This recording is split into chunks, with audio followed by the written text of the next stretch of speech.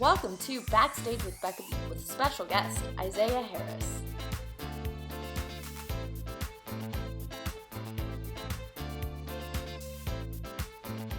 Hi everyone, and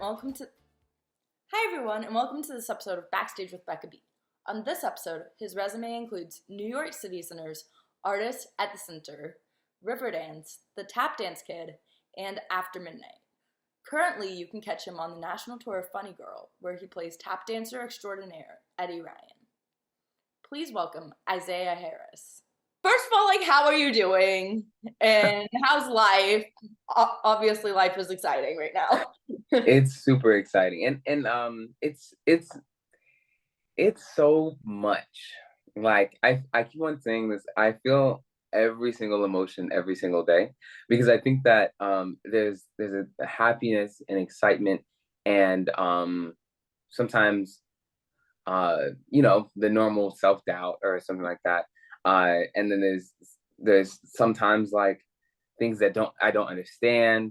And then you have that with every single one of my lives. I'll be more first person, but I have that so much with my Eddie Ryan role and my role at the theater, and then so much with the life that I live for me versus me, and then the life that back home with family and friends, and so that there's so many ups and downs every single one, and on tour, it's literally just you and those lives, like you don't really have like a dog to remind you that everything's okay or something like that, but it's just it's just been a big challenge of where's my balance, you know what I mean? But it's the most adult thing that I think I've ever done, you know what I mean, where I'm just like, okay, taking ownership. Yeah, it's a journey. Yeah, saying you don't have a dog to go and get the emotional support from and stuff. Mm-hmm. But I'm like, hey, that's just a reason to go outside and go on walks and go be like, hi, random person, can I pet your dog? Yeah. Yeah, no, that's serious. I just try to take my time just to walk around and search these beautiful places that I'm blessed to be in, Yes. Yeah. So cool. And as I said, I have more questions about tour later. But So I yeah. want to ask, first of all, when was the first time that you kind of realized that you wanted to be on stage and perform? I know you have a dance background. I think that, okay, so I didn't, it's not that I didn't have a choice, but my mom's a choreographer, right? And so she started artistic directing at this dance studio when I was probably just first born, really. My parents are from New York, Queens, New York, and then they moved to Chicago to have me. She started working at Studio One Dance Theater and on the south side of Chicago, and put me in dance classes and when I was 5 years old. So I was in it from the start. And this very nonchalant attitude was just on stage. I liked doing it, but it was like like, oh, this is fun. And then everybody was like, oh, look at that little kid, the little boy just doing whatever he wants. Because I think that I was just a different feel. Like there were people that really hated it or people that really loved it. And I think I was kind of in between for a long time. When I first found out I really wanted to be on the stage was there was a woman named Valerie Pugh now. Because she got married. Valerie was my aunt. She worked at the dance studio.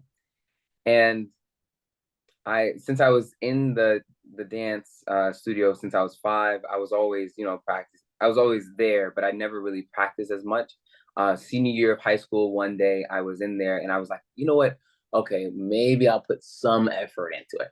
And I finally put some effort into it, and I was just practicing, and within 10 minutes she came in, and nobody usually comes in.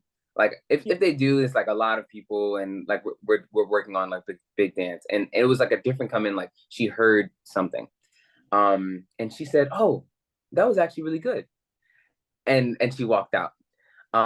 Possibly a backhanded compliment. I don't know. You're But like, oh, okay. yeah, no, yeah, it was like it was a time where I felt heard in a way that I think that the nonchalantness of my life, not that I was nonchalant, just that I felt a little bit insecure about expressing myself. And but then when I tried to express myself through the rhythm of tap dance, I was like, oh, I think I want to do that forever, you know?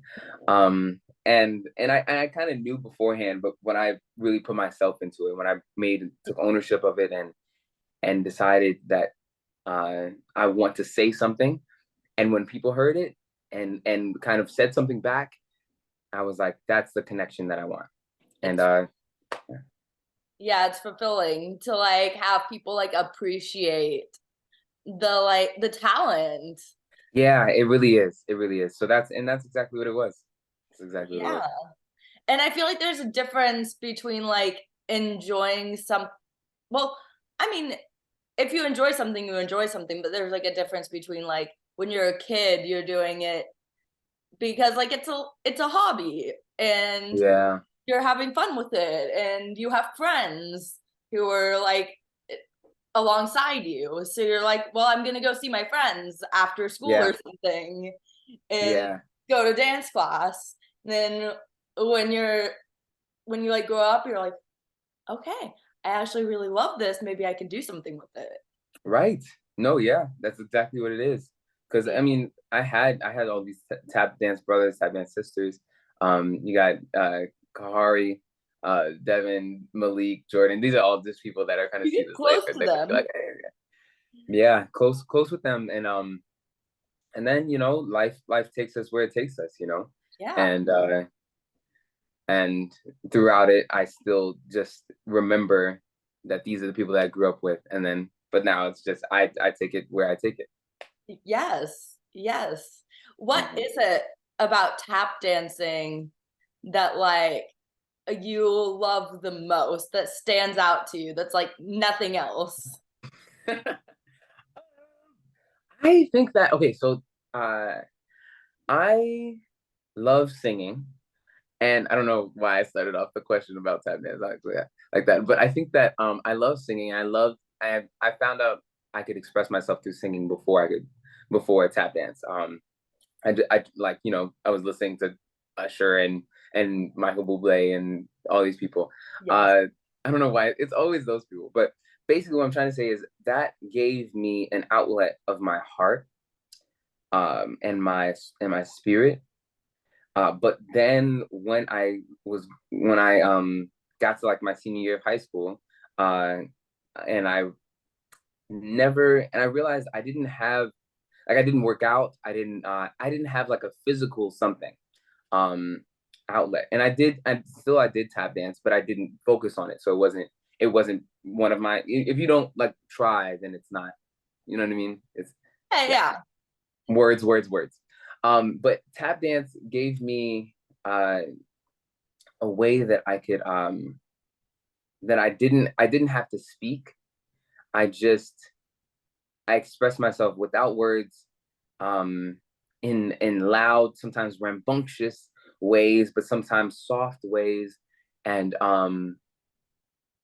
and a way that was a lot more direct, And because I think that sometimes I can not be direct because I'm always like in my feelings and but I think that tap dance just feels, even though it's without words, it feels a lot more direct than anything else because just like a drummer, you only have like you don't have long notes. You just have the 1, 2, 3, 4 that you're going through, or 1, 2, 3, 4, 5, whatever the time signature is. It gave me a direct, honest, genuine connection to myself uh, that I couldn't get anywhere else. Yeah. I feel like it's such like like it's such a special form of dance. It is. Like not like any other genre of dance, honestly. No. It's like as because as you said, like you're wearing these like shoes, these top shoes, where you can make a lot of noise, just like walking through a room. Yeah. But also you can like control, like there's techniques and stuff that you learn, I feel like, to like control Yeah. what story you're telling No, through facts. dance. Yeah, you can be a conductor, you can be a singer, you can be a Congo player, you can be a xylophonist, you could be all of those things. And I mean, I mean, other than myself, other than me versus myself, um, yeah, no, uh, it's a thing that really connects me to with other Yeah. people around me, and also to the history of dance. It was the first art form that I really started to understand the history and the importance of it all, where you have people that have pioneered um, changes in African American history through dance, um, and for it to be like something that we can grab steps from, uh, it's a lot simpler than just the steps. There's a quote it says it's not the move, it's the groove, and it's to say that yeah, it's to say that like yes, you have these simple not the simple, but you can easily grab a step from another person, but in tap dance, the better you get is the more knowledge you have on where it came from, and it's a very connecting art form to the roots of our history as Americans. You said simple, and I was going, yeah, I would fall on my face doing what you do Right. overnight. Yeah, excuse me. I'm like, you're making it sound like I could do it, but then I would go out on the stage and I would face plant into the people in the front Oh row. my God. Like, what is happening? I know. Sorry. Of course, this is ridiculous. Yeah, no, I think that yeah, it's something that it just feels like second nature at some point. So that's why I'm always like, oh yeah, it's totally fine. But yeah, it takes a lot of years. No, I love that. It just like shows the enjoyment that you have for it, because Yeah. like you're like glowing and beaming when you talk about dancing. Thanks for that way. So I want to ask, when it was the moment that you were like, I want to like perform in these theater shows doing tap. I know you mentioned that you like singing too. Yeah. Great artists. So I okay, so I in the Studio One dance theater that I grew up in, we always did um like dance shows that were basically, I mean, they were recitals, but they were theater as well. So they would hire these actors to tell stories in between the dance shows. Um, and but that's not exactly what it was. So I think okay, there was a comfortability is what I'm trying to say with theater in general. I did musical theater since I was a freshman in high school because I went to Chicago High School for the Arts, and so even then there was a comfortability of theater.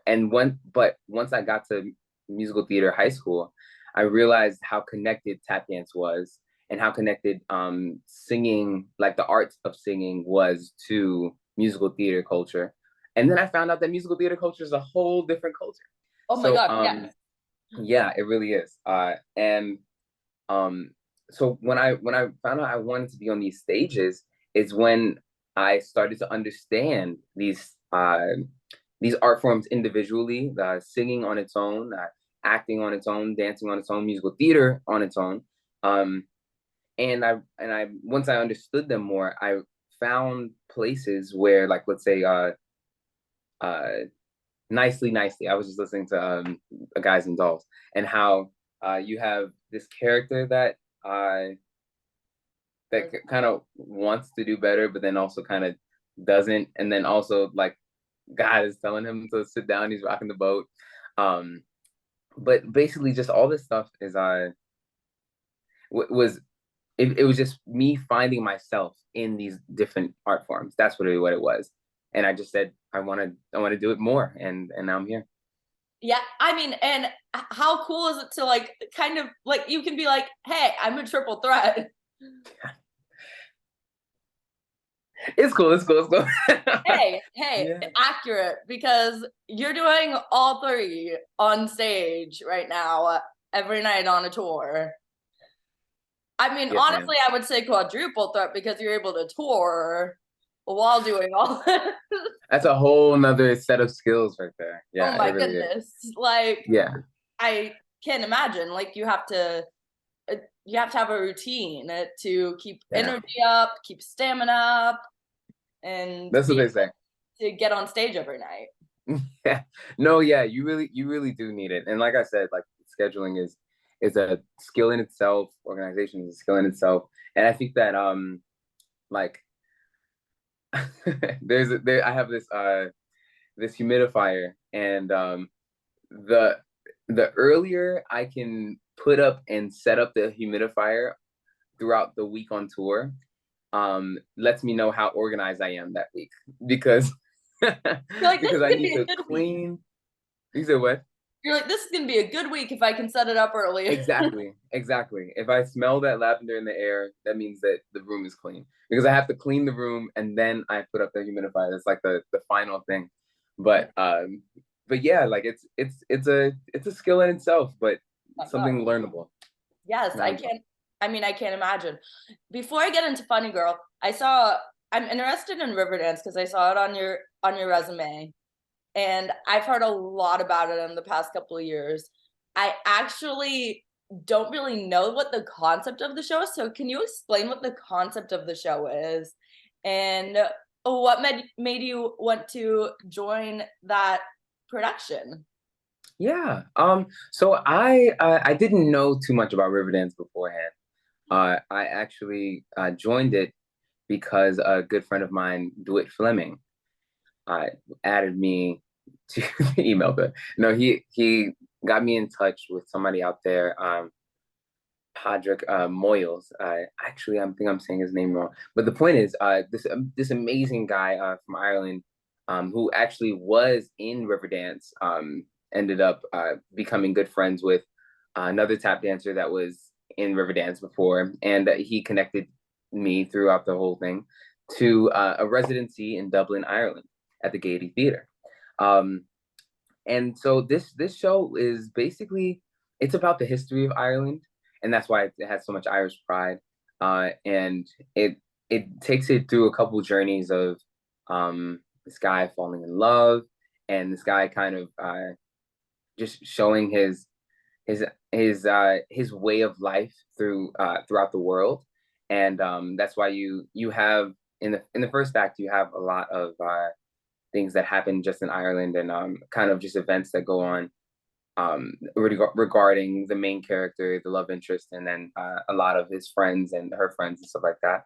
And but in the second act, you see a lot more of him traveling the world and spreading the joy of Irish dancing with a lot of people. And so in like, I guess like the kind of second or third um, scene in the second act is when he goes to New York and he meets these guys that tap dance, and that's where I come in.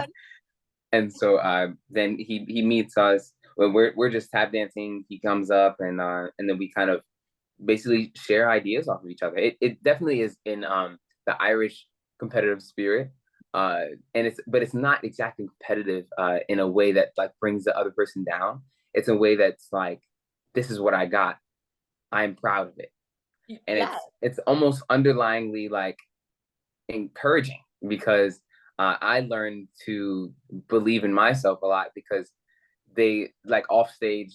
Oh, and it really how they all were was very encouraging. But then they played that role of like here we are. You know, what do you got to say about that? And I was like, and I'm just like, no, but they're like, it showed me like, okay, like let's believe in it. Let's put that umph into it. And yeah, and so that's what I got out of it every single night, just being on stage with these great Irish dancers.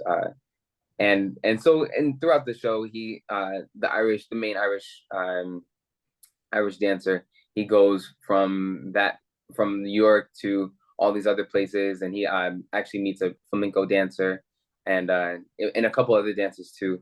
And then we all come together and we dance and we celebrate the history of Ireland.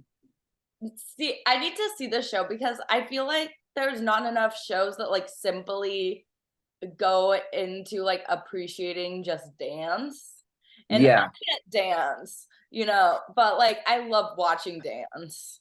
yeah, I feel like just like a show that highlights dancers in general is so special. And I mean it's still like thinking about there was one dancing on Broadway, and thinking about that closing really makes me so sad. right. Yeah, and that's the thing. Like, it's something that uh just needs the audience to be like right there with them the whole time. And Yes. that's why it's like Riverdance does a great job of telling the story through Irish dancing. I also think that because of the orchestration is beautiful, like just so dynamic, so electrifying, just really having everybody just feel it. Like it's just pride. Like even if it's not, you don't feel the Irish pride specifically, you feel the pride, the the not it's because it's not exactly macho. I don't want to say macho because it's not exactly masculine or feminine. It's just proud of yourself, you know. Yeah, it's Um like the type of music I feel like probably you get chills during. yeah. And it's just really well crafted, really well timed. It's a really beautiful show. Wow. Okay, next time I see it on like a schedule close by, I'm gonna Yeah. be like, yeah, I'm remembering this conversation. I'm buying a ticket because Please. like, and I need a show that where I can sit back and just appreciate dancers on stage. Yeah. Yeah, and that's the perfect show for it. And it like literally it's a perfect show just for dance. It's a perfect show on so many levels, but in dance alone, it does a great job. Yes. Oh my gosh. I I love that. You sold me on that.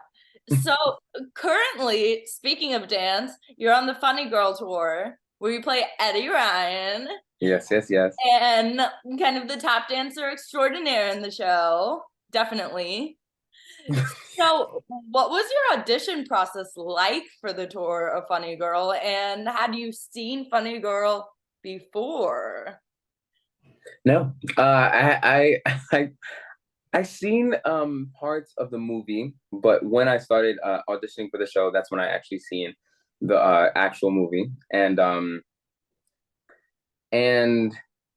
I that's how I was like, oh, okay, like this is what it's about. They didn't give us the script for the audition. Obviously, usually they don't.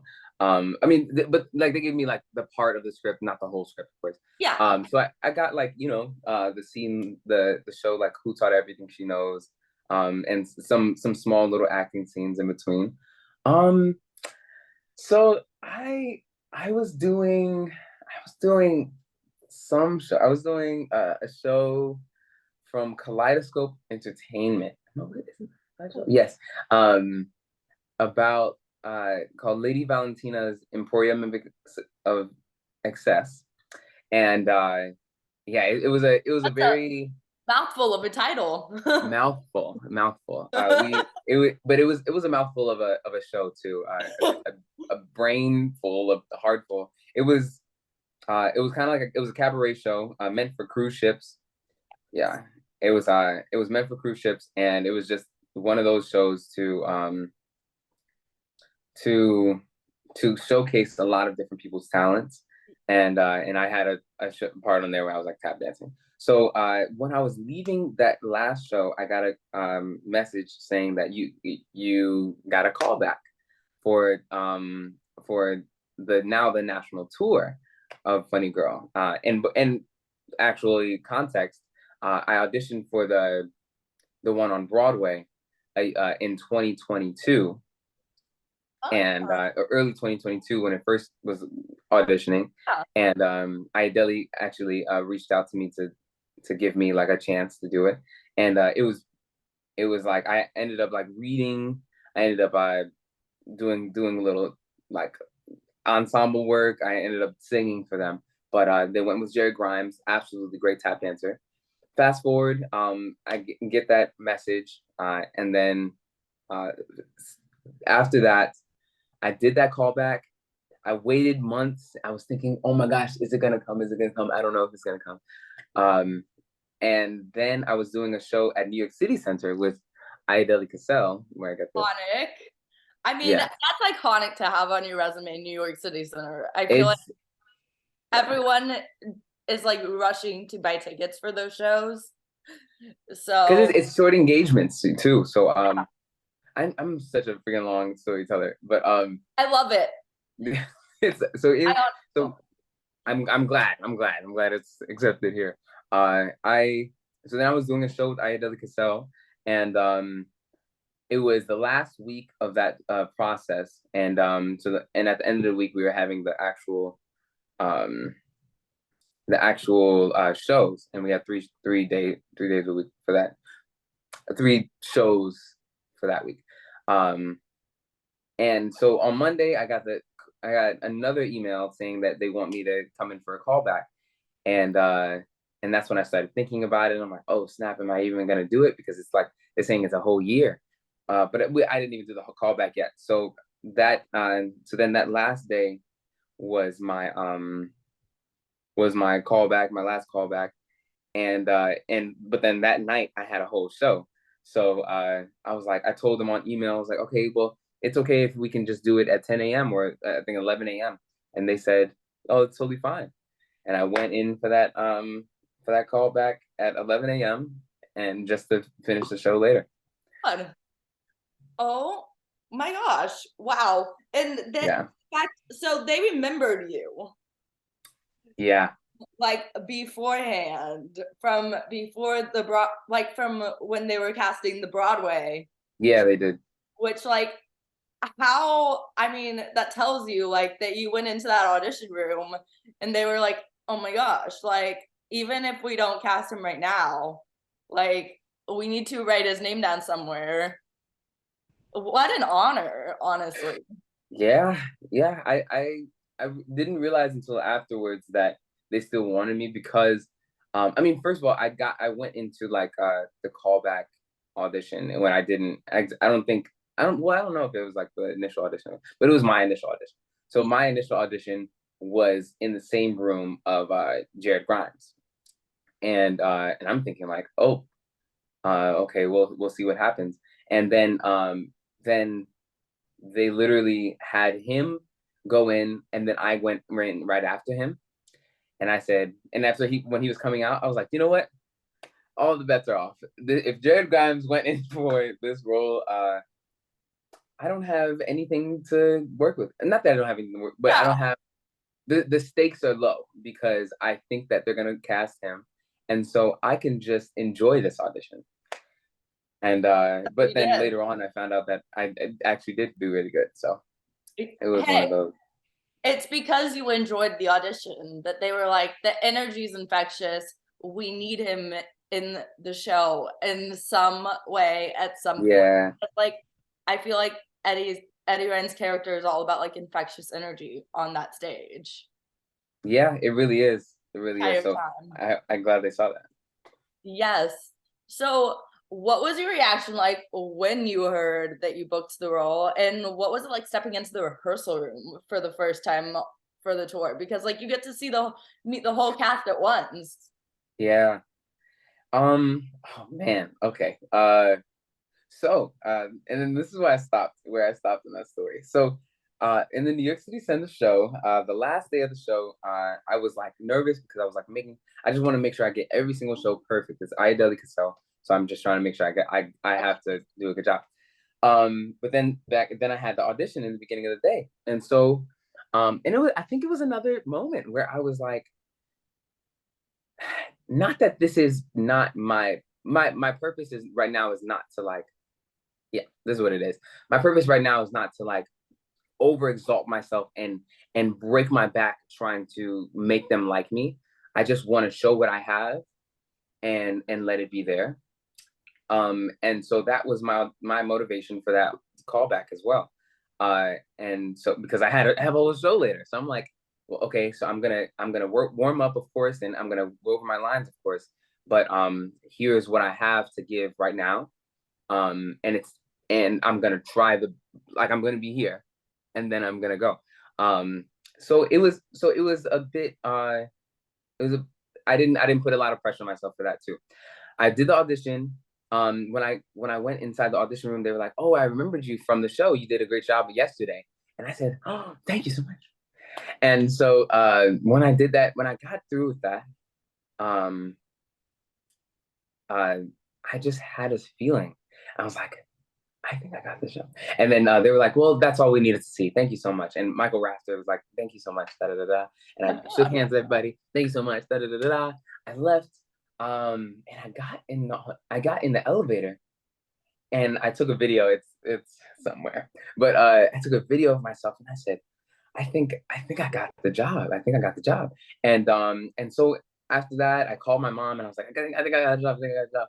And she was like, you know what? Well, I'm just proud of you for being proud of yourself about it. You know, even if you don't get the job, I'm happy for you because you believed in yourself. So I was like, oh, thank you, mom.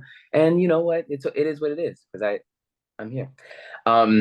So moving on, I went to the theater right after that, even though the show was like at 8 o'clock. On call time was probably like 6. And I got to the theater right after that. I slept and then I tap danced for 3 hours. And then because I wanted to warm up and make sure I got the steps right.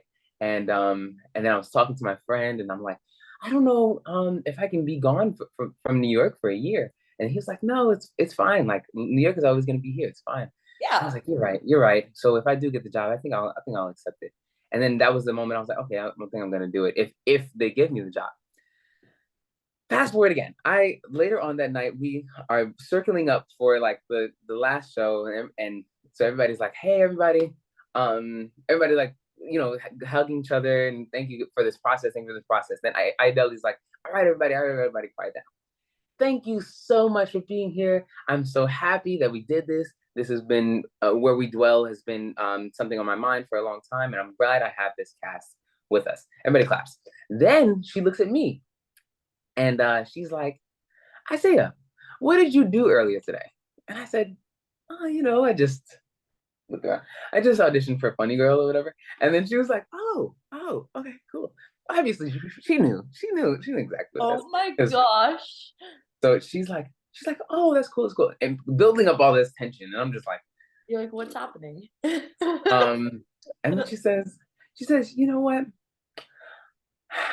I'm glad that you said that because I just got the okay to tell you in front of everybody that we would like to offer you the role of Eddie Ryan on the National Broadway tour of Funny Girl. And then I was like, oh. And then it was like, That is so precious, honestly. yeah.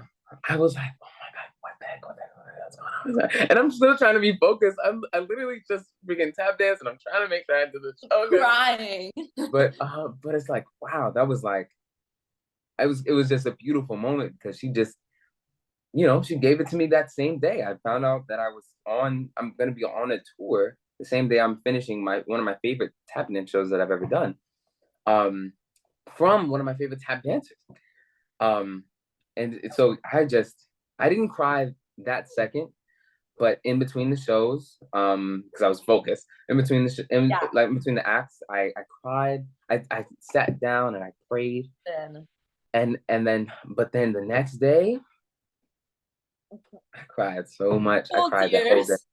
Like the whole week, the whole rest of the week, I was just crying because it was just like, what's going on? You're like, this is a dream. It was a dream. It was a dream. Yeah. So that was that. Sorry, we're gonna say something. Sorry. And then like you're like probably like thinking of all the like logistics and stuff too. On top of that, you're like, and now I have to pack to go on a tour. Yeah. I have to give up my apartment. I have to say bye to my friends. I have to like freaking do so much, man. It was just a lot to adjust to. But like I said, ever since then, it's just been every single emotion because yeah, I'd be like sad that I'm leaving my friends, leaving my family, leaving my plants. Um, but at the same time, I was just every day I was just like, I'm just so grateful. Just so grateful because it wasn't that I wanted to specifically be in the biggest musical ever or be the best. Well, I do want to be the best for sure, but at the same time, it was my best, and so I wanted to do my job the best that I could do wherever I could do it, and just perform at a high level, and just the amount of gratitude I get from just thinking about the fact that I was blessed with this role. It's just crazy. I feel like you need to write like some inspirational book or something about your journey because like your positivity is just like much needed in this world. And Thank you. honestly, like listening to you speak, I'm like, well, they cast the perfect person in on this tour. Oh Like, yeah, I'm that's what I said. Transitioning actually to the rehearsal process.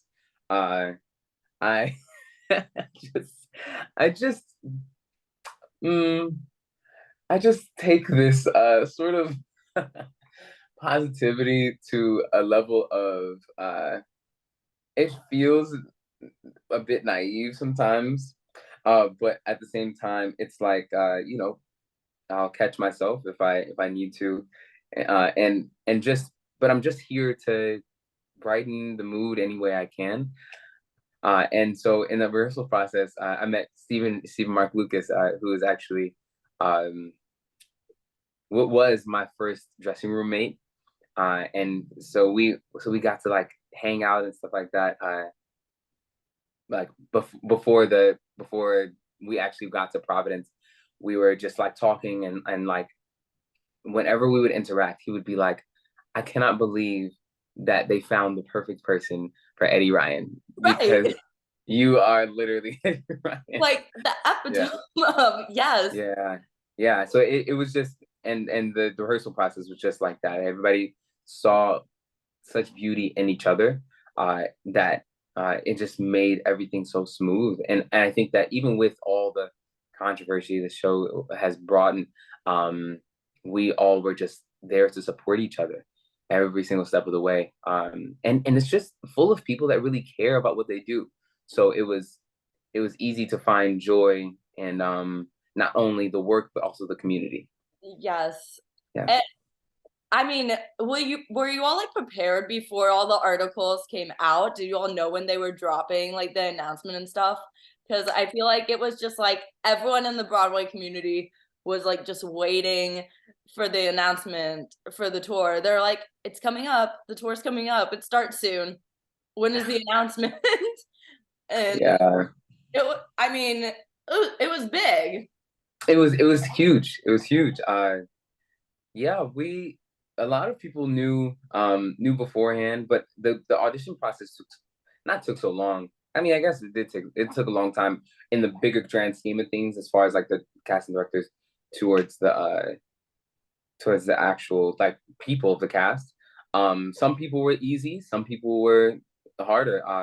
And not to say that they were less talented. It was just that there was just a lot of people to simmer down.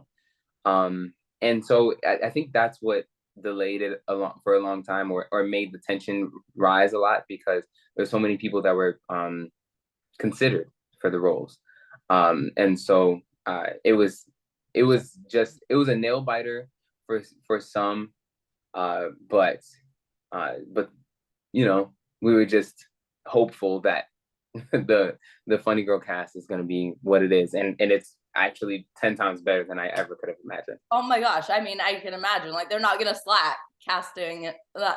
I mean, it's my mom's favorite show. So It's such a good show. It's such a yeah, good they're not gonna slack show. casting like the most anticipated tour of the year. Right, yeah. Then they have not. Like, I just can't wait. I hope that we get to meet each other when I come back out to California. Yes. Yes. Oh my God. I'm so excited for Yeah, that it's gonna be tour. I mean, for that show and at Amundsen. Um, so I want to ask, what's the process for you for learning choreography for a show when you step into a room? Because because obviously I feel like you have tricks to pick it up like quickly and memorize it more quickly than like the average person like me. I I use repetition and muscle memory for sure. Because and repetition in all the levels, because yeah, you could repeat something fast, but that doesn't mean that you have it, you know. So I like to, so like even when I was learning Eddie's tap, I was like, can we just make sure we slow this down as much as we can, because there's a couple parts that I didn't get until weeks after, you know.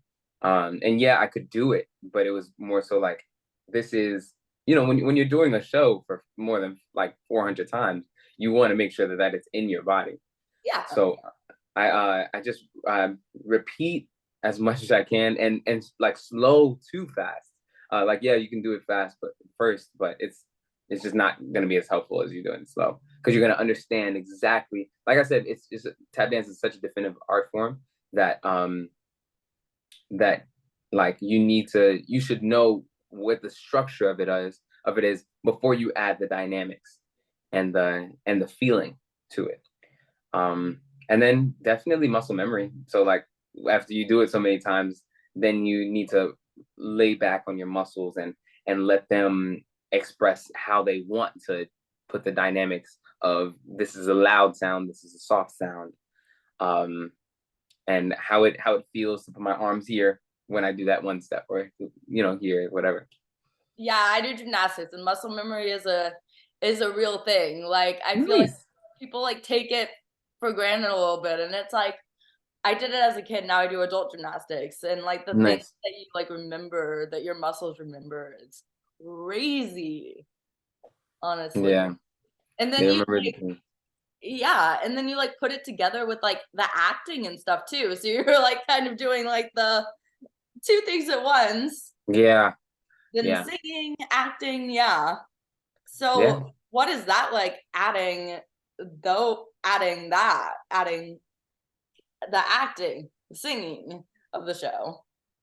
It's uh it's humbling. It's humbling because like yeah, because like I said, I like, okay, so how I even got into musical theater and went into musical theater high school is that I liked improv because I loved whose line is it anyway? I loved singing because Yes. I loved Michael Bublé and Usher. I don't know why it's them all the No, time. they're amazing. Those are great artist choices, honestly. You Like, know what I mean? yeah. I don't know. It's just who I like. And then I loved tap dancing. I loved people who I was really into. I mean, Jason Samuel Smith and uh who first. I mean, probably Gregory Hines and like Savion Glover and Sammy Davis. Those are like my first people. And then I love drawing. So what I did was my aunt Good. was like, you know what, you should do one that has the most of it, and it was musical theater. And so this is just a long story to tell you that like uh even now that I love these things separately, and like just being on a stage talking, just being on a stage acting, being on a stage singing, but putting them together it's such a skill of its own that that I do need to. This is what I do. I use repetition and muscle memory for my legs to remember the tap dance, and then I'll start thinking about the words that I'll say, because if when you see the show, you'll see that I'm treating it like a concert. So I have to ad lib and just be with the crowd. Um, Yes. and even with the singing, then I have to, sometimes I'm just singing for that song, but now I have to act. So I have to be alive in the scene and use the singing choices even to mold the story that I'm telling, that we're telling. Because if you know, Katarina McCrimmon does something different, then I have to, you know, do something different with my singing, and that can mess with the technique. But that's why the repetition of technique, the repetition of what notes I'm singing, and the repetition of how much breath that I need is so important. So it's really just having that strong foundation of technique and all of this stuff to then rely on the muscle memory of it all to then also be alive and be a person and make everything human in this beautiful production. When you mentioned Katarina, I was like, I can't imagine, like, I'm trying to imagine when, like, during the rehearsal process, when you all, like, first started, like, rehearsing scenes together and you, like, heard her sing. Because when they announced the cast, I went to her profile right away and I listened to a bunch of videos of her singing. She is insane. She's like a freaking, she's like rocket fuel. She's like rocket Okay. fuel plus the combustion of the initial boom. So you feel the excitement, but then you also feel the drive and the fire, and then you also feel a small kitten cuddling you the whole time and letting you know that it's all right. And she's just freaking amazing. She's just freaking amazing. So it's like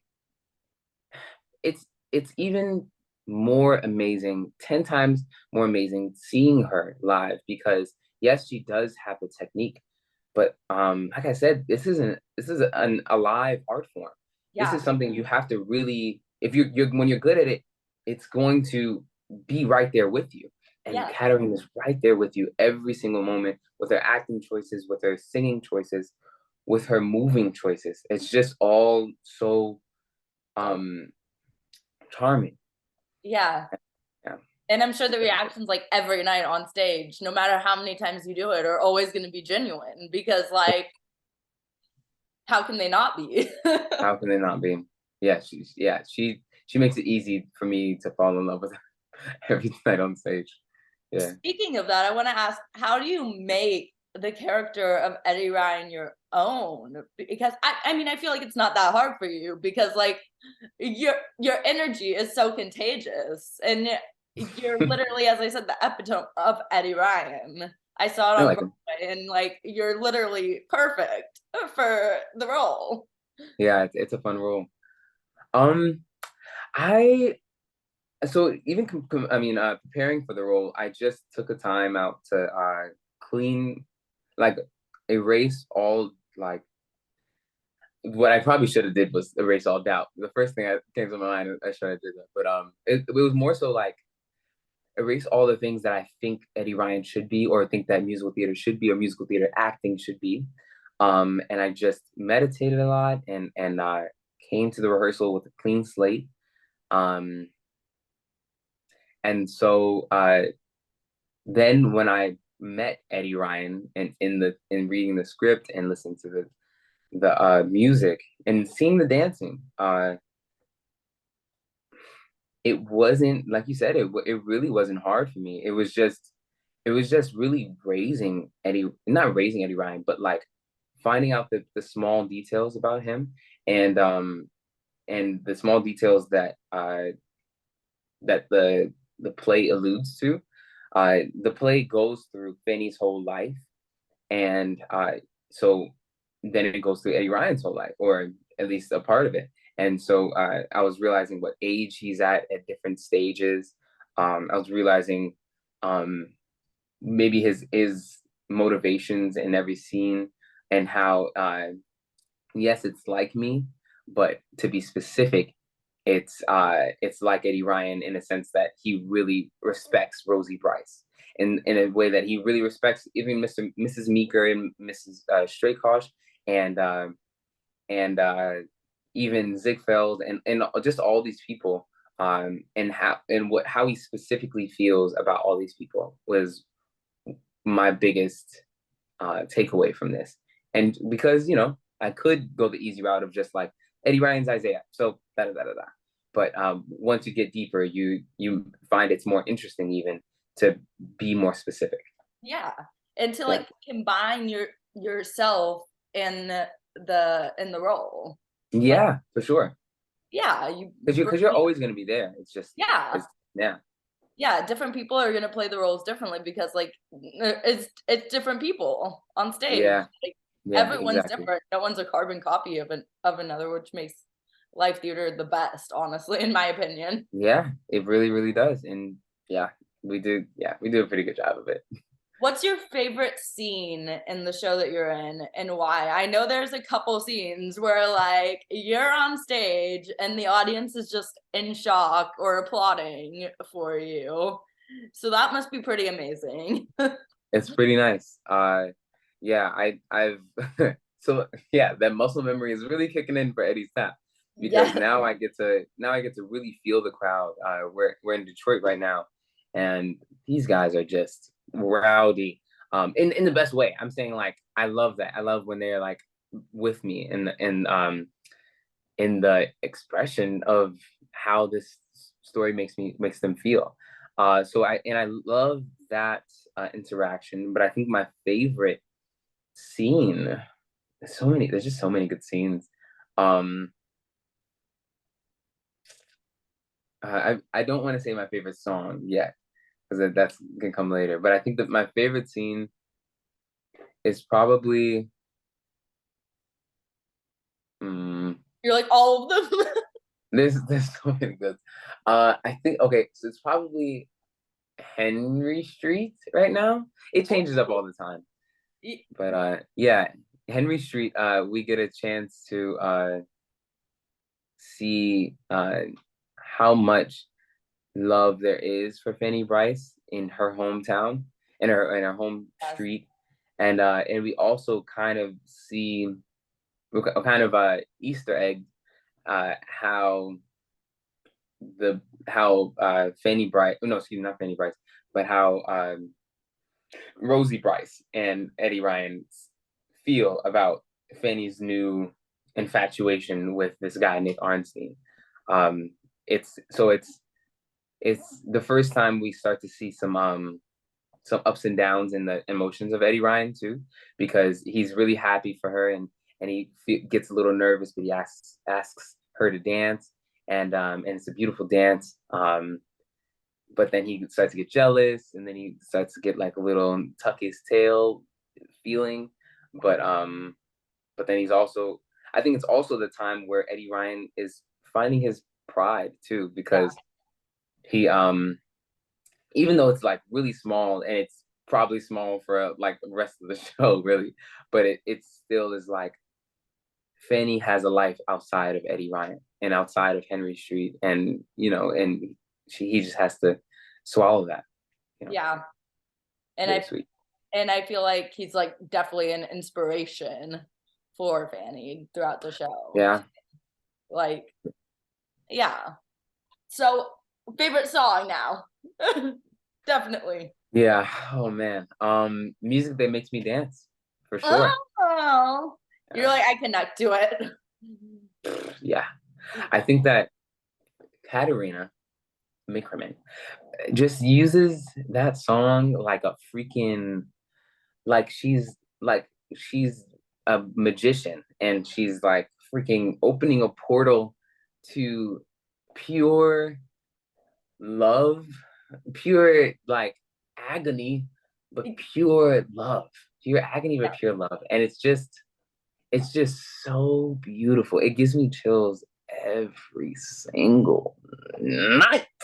Yeah, every single night. You're like, I can't wait to do it every night.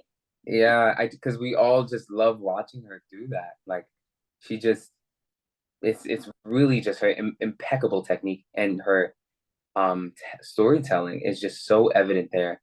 And we're just right there with her, right there with her. Yeah. I feel like the best thing about Funny Girl that like people don't realize is that like it's so like every character, every person in that show is so like three-dimensional and goes through such a journey, like an emotional journey, and then like Mm-hmm. it has its humor too, but Yeah. it's also like a huge emotional journey that like it's life. People can like relate to, can like find characters they relate to in the show because like every character is going through like just simply life, honestly. Simply life. Yeah. Yeah. Yeah, there's beauty in every single character. Like I said, when I was rooming with Stephen Mark Lucas, and he was, because at first, Eddie Ryan doesn't like Nick Arnstein, and I was getting into Eddie Ryan, so I don't like Nick Arnstein. And but when I talked to him, and then I saw the show again, I realized that you know, he is human, and he's been saying that he is how he is, and it's just kind of Fanny Brice's fault. Not it's not her fault completely. I think that she was in love, and love makes you do crazy things. But Yes. it's also on her because she did enable him in a lot of ways that she shouldn't have enabled him. And also she kind of held him too tight too, and so it gave him more reason to like act out. And even though he was already acting out and being this swindler, but he just decided to keep going with it and try to just use her how she wanted to be used, to be honest. And it was just so it so that's just one of the things. I mean, I'm still now these days I'm thinking about Miss Rosie Brice and stuff like that, but everybody just has these layers. It's beautiful. Yep. Yeah, and it's like everyone in like every character in the show has a different life experience, a different way they were raised. Like Yeah. it's just like their whole backstory. I feel like you just before you going into the show, like just like doing research about like every character pre when the show is set would be fun. Yeah. Yeah. Yeah. This is there's a lot of history that the show says but also doesn't say sometimes. And but it makes it interesting for good actors to Yes. create such backgrounds. Yes. And I mean, that's why I feel like the casting process was like a very serious process for them because they're like, hey, like we need people who can tell the story. Yeah.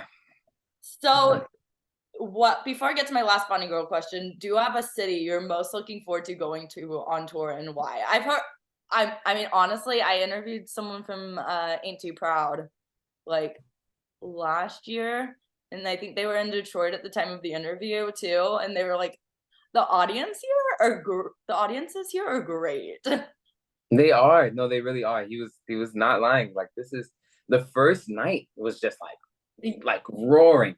And Yeah. they were laughing at things that it took other cities like some time to laugh at. And I think that it just shows their openness to good theater, you know. Yeah.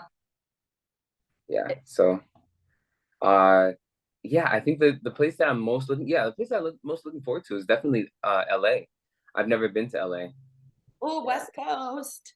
And you Yeah. like the in like cold places with seasons. So you get to come to a place that doesn't really have seasons. Yay. Yeah. Yeah, no, we're literally going to Minnesota in the dead of winter and St. Louis and stuff like that. But at the same time, I'm from Chicago, so Yeah. it's not that bad for me. Uh, I think I'm just now getting used to missing winters, so I'm kind of jealous. But I know that LA is going to be a nice bed of sun right after all this cold. Right after winter. Yeah, yeah. You get to like give people who didn't grow up in cold places advice on what to do like this winter when you all are in like Minnesota and stuff. Oh yeah. Man, I remember this one guy. He actually gave me my first apartment in Chicago. I mean, in New York. And I was like all nervous about going, but he was like, "No, just slide." And now I'm doing this. So thank you so much, Jada. But Jada Coleman, he told me because he grew up in Chicago too. And so he told me he never wore a pair of like Timberlands for a long time. And I'm thinking like, how that? I mean, not even. I think it was more so like boots or something like that. But he was like, I was like, why do you? What's up with that? He was like, yeah, I could have got it, but I just didn't because uh it passes like winter passes. So, and I was like, okay, you know what? Okay, but it reminded me of like the resilience of people that have been in the cold all their life feel, you know. And so I would say like maybe still get a boot, but I'd say like just layering, you know. Yeah.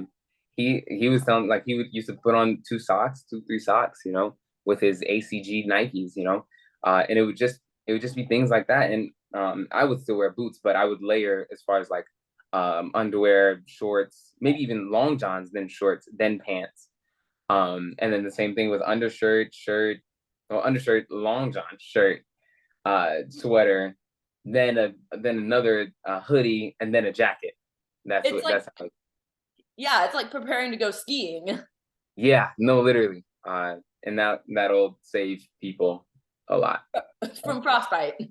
Yeah, because you need that insulation. You really do. Oh my God, yes, especially if you aren't used to it. Yeah. So, before I wrap up on Funny Girl, how would you convince people to come see Funny Girl on tour? Mm, oh man, I think that if you love, okay, there's just so many reasons to see this tour. Like, if you love theater, for sure, the storytelling that Fanny Bryce, both our Fanny Bryces, because actually we have I keep on talking about Katarina, but we also have Hannah Shankman, who is our understudy, who does a great job of telling the story as well. But it's just this the story that they tell of the life in the theater is so layered and complicated, and but it's really just the life of loving something, of being made for something, but then also trying to love other things at the same time. um and how things can fall to the wayside, or you can give things too much attention, and that would be wrong too. And in the end, you just have that thing that you were made for in anyway. um and it humbles you, but it also breaks your heart, but it also it kind of creates a sense of gratitude, but it's a bittersweet gratitude. So there's that you're still grateful for, because you still wouldn't change it for the world. And so I would say that, like, if you just enjoy good theater, good tap dancing, good singing, and a good story. If you enjoy a good story, then you would love this show. And I know that's very broad, but I think that this show, I would honestly say that this is one of my favorite shows I've ever done, for sure. I mean, my mom was so excited to go with me to New York because just to see Funny Girl. Yeah, and this production is just so honest and so genuine. Um, I just yeah, once you see it, you'll understand. Yeah, Yeah. yeah, I'm so glad that it's touring. I was like, I really hope that like everyone across the country gets the opportunity to see it on a tour if they can't get to New York, because yeah. like I feel like it's such an important show to see in this, and especially in this like day and age, Yes, it really is. finding love for something. Yeah, it really is. I think that it's really about just putting your all into something, and sometimes watching it fall, watching it rise, and watching other things fall, and watching other things rise, and that's kind of our whole life, especially like after pandemic, and just with all these strikes and all these other things that like can hurt our love, but our love is still there, you know. Yes. Oh my gosh, absolutely. No matter what. So I want to ask, do you have any dream show that you like absolutely love the dancing in that you want to be in someday? Let's manifest. Let's manifest. I was thinking about this, man. I I've always wanted to be a part of Guys and Dolls. I just love that show. Um, and but it doesn't have a lot of tap dancing, but I would still love to do it. Um, Another show. I'm just gonna kind of name some because I Yes. don't think there's one, right? I would love to do Jelly's Last Jam. I would Oh, love to do Jelly's Last Jam and play Jelly Roll. I think the only thing is I would love to emphasize more of the importance of all of the characters of the role of the show, um, and kind of be, because I think that I studied Jelly Roll more than in school, when I was in school for singing, because I went to Columbia College for singing. And so we talked about jazz and stuff like that, and it talked about how Jelly Roll was conflicted with his blackness, but still celebrated it in ways that I think that I want Jelly's Last Jam to celebrate it on, because yes, it was because I'm a light skinned Black man, and it is interesting to live in a world that, you know, sometimes you're too light skinned for the Black people and then too Black for the for the white people, you know. So it's an interesting limbo that Jelly Roll Morton lives in this show. I think that I just would want to add a little bit more respect towards everybody, because sometimes, to be honest, I think that there's a savior complex sometimes when it comes to any male that is leading any show. The savior complex of, like, you know, that the male just deserves redemption at the end anyway. But I think that either him being nicer or he doesn't get redemption would be interesting. But yeah, you know, just to change it up. But I think I just if I when I play that role, Yes. I just want it to be, I would like for it to be like just a little bit more respectful towards everybody in the show, because I think that yes, it's a lot of shock factor, but I would like, yeah, but yeah, I just feel I want to be more respectful. As you can see, I'm all like bubbly and like want to love everybody and everything. Oh my gosh, you Yeah. like are like literally like, I feel like, not to be corny, but you're like literally like sunshine. Thank you. Yeah, Like, and that's what I'm saying. I want to be him, but I don't want to be mean. You know. yes. Yeah. It's coming to Pasadena Playhouse this next season. Yes. Oh my God. I want to Yes. like audition, but I understand, because I'm doing this and I'm just grateful for this. So I'm doing this, and then we'll see what happens. Well, I feel like once like Pasadena Playhouse has been doing great on shows. So hey, maybe like there'll be like some like it's after it gets talked from Pasadena Playhouse, maybe there'll be like Broadway. Yeah, you know, I would love to see it. I mean, they're even doing it at New York City Center right now. Well, they're going to. Oh, okay. Yeah. I think I've seen that too. Okay. Yeah, So so it's a it's couple. happening. Yeah. And so the last role would be, I think it's just any role that really defines me, you know. I think that's the biggest thing. I don't know, like I love Company. Company's like one of probably my favorite show right now. But I love that show, and you know, and just any show that represents me at the time, as that's what I would like to do. That Yeah. like has like some like enjoying life factor in the show. Yeah. Yeah. Yeah. And but just and really human factor too, you know? Because even though like I'm all giddy and stuff like that, but I do always like to recognize that there's life to be lived, and there's lives that are not always giddy. And there's moments that I have that are not always, you know, not happy all the time, you know? So Yeah. so that's why I love Company, because it's satirically honest. Yeah. And yeah, so I love that about it. Yeah. I mean, they're like you got to see like humans on stage when you're at Yeah. Oh, and for not sure. characters. Yeah. Since yeah. No, it definitely does, because that's why I like theater. Like I found out of a musical theater late. I still need to see a lot of musical theater, and I just realized I only seen two Broadway shows. Have you seen I've just Hadestown? No, I've only seen Book of Mormon and Funny Girl. And I think I've seen maybe a couple other ones, but I doubt it. No. I've seen some off Broadway. And I've just seen a lot of regional theater. I've seen a lot of like off Broadway. I've just seen a lot of like theater where people are caring about Yeah. what's going on. Not to say that Broadway doesn't, but just to say that like these people wanted to be there. Like, and Broadway people want to be there too. It's just that you know, it's just more about the love when you're not getting paid as much. You know what I mean? Gosh, yes. No, for sure. I mean, I go to like LA theater production, like small LA theater productions all Yeah, exactly. that aren't like Broadway scale at all. And everyone is just like, you see the passion through the performance. Exactly. Yeah. Exactly. Definitely look up like Hadestown stuff. I feel like you And would. that's what I need to do. I need to see that for sure. Yes. So, Oh my gosh.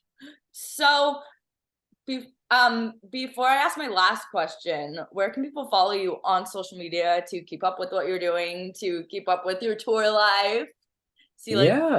scenes? Where people can find me is under on Instagram. I'm usually on Instagram. It is at underscore IZAIAHHARRIS. It's at underscore Izaiah Harris, spelled with a Z, biblical spelling. And then I'm also on on Facebook, where my name is Izaiah Montague Harris, which is my whole name. Okay, and I'll put in the lower thirds and links in the description for people. Perfect. And Yeah. lastly, do you have anything else that you'd want to promote, whether it's like personal, or do you just want to tell people come see Funny Girl on tour? Well, okay, so let me start off this. I wanted to shout out I just want to do a little shout out. I just want to say I think that this is one of my first Zoom interviews like this, and it's the first one I feel comfortable with. I did a couple um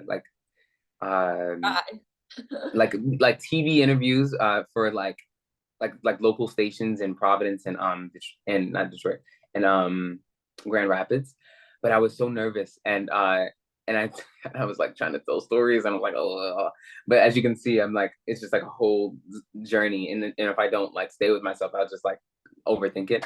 But I just want to say thank you first of all. Like this is definitely my favorite one that I've Oh ever my done. gosh, you're so sweet. You're like making my day right now.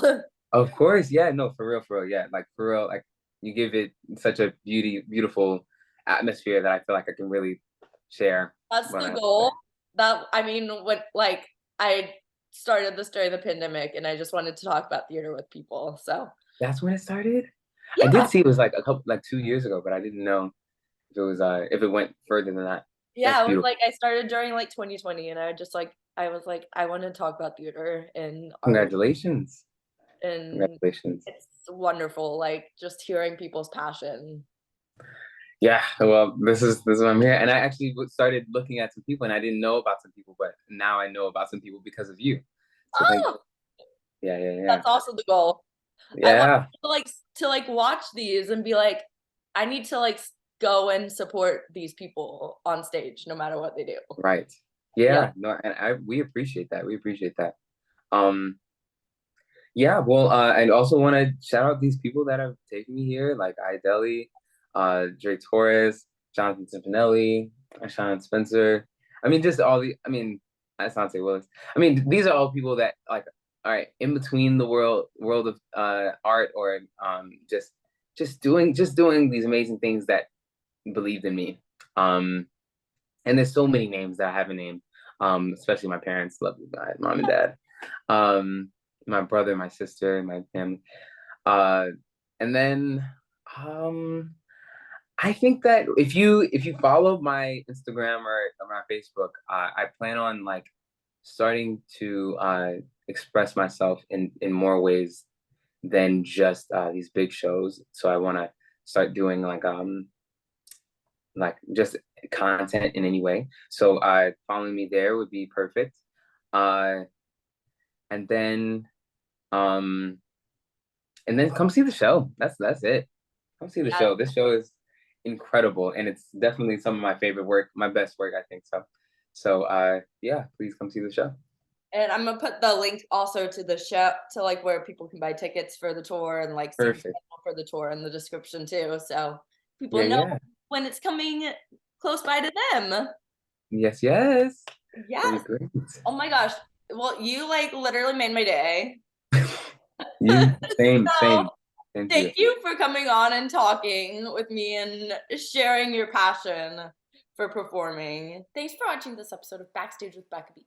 You can follow me on Twitter and Instagram at Becca B Talks TV. Or for more exclusive content from this interview and more, you can follow me on Instagram and Facebook at Backstage with Becca B.